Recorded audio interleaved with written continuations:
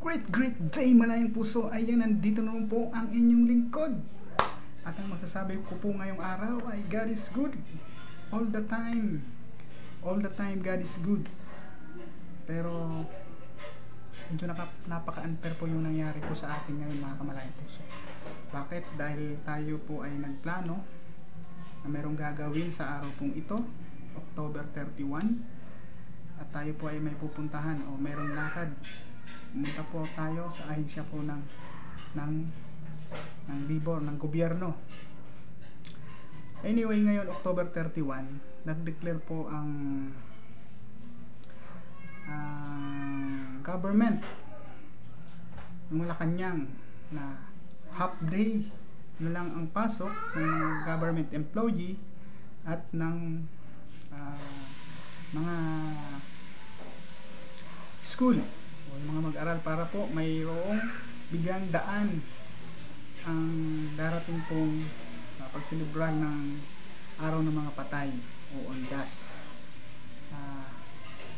Dahil po kaming mga private na manggagawa, mga private employee, hindi po nasasali sa mga katulad ng declaration na yan. Yan nga po ang sinasabi ko nung unang pangmakaraan na gumawa ako ng video na napaka-unfair po yung declaration lagi ng government, lagi pong napag-iiwanan ng mga private employee. Ano nga ba pinagkaiba ng private employee sa government employee? Para parehas din lang naman po ang araw ng pasok, para parehas lang din naman ang ginagawa.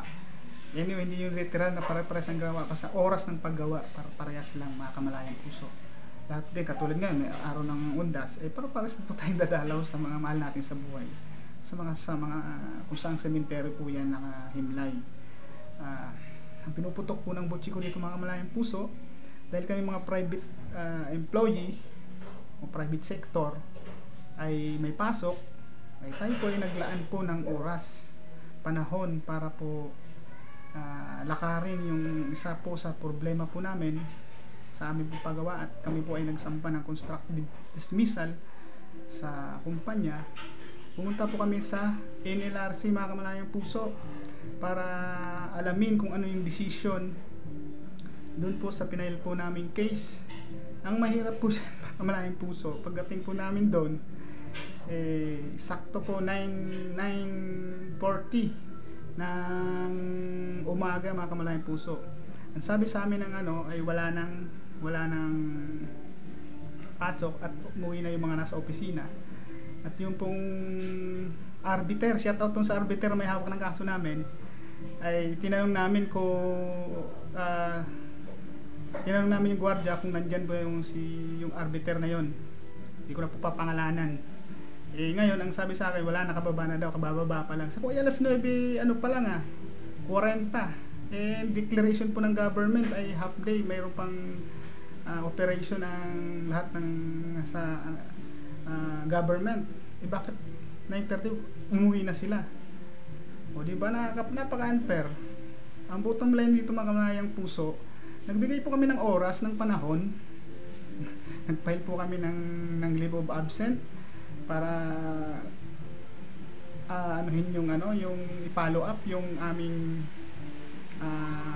kaso, yung decision ng kaso namin. Pero pagdadat na namin doon, ganun yung sasabihin sa amin ng ng gwardiya. Ay wala naman problema doon sa gwardiya. Ang problema yung mismong nandun sa sa ahensya po ng NLRC. Yun po yung nakakalungkot at nakakainis po talaga. At ito nga, isang karagdagan lang, mga kamalayang puso. Ito si Chess Escudero. Hindi naman ako sa'yo galit. Hindi naman ako naiinis sa'yo. Nadamay lang kita. May nadamay lang kita, Senador Chess Escudero. Kasi nung nakaraan, nag-viral yung sinasabi mong tungkol sa mga holiday. O ngayon, nag-declare ka na walang pasok yung buong, ngayon 31. Wala nang pasok yung lahat ng mga senador. Yung sa Senate, wala nang pasok. O, di ba? Pero ayaw mong madagdagan yung mga holiday. O, di ba?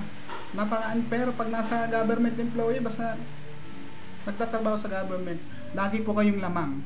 Kami pong mga nasa private sector, kami po yung laging dihado. Ewan ko ba kung bakit ganun ang sistema.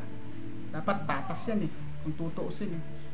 Oh, katulad sa amin, katulad ko, pumunta sa ahensya ng NLRC. Oh, may oras hanggang alas 12 pa naman yun. O sabihin natin alas 11.